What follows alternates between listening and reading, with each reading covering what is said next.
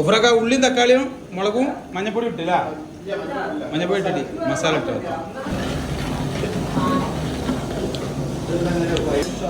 Masala ready, എല്ലാ കടലക്കറി ready, ചായതാവുന്നു.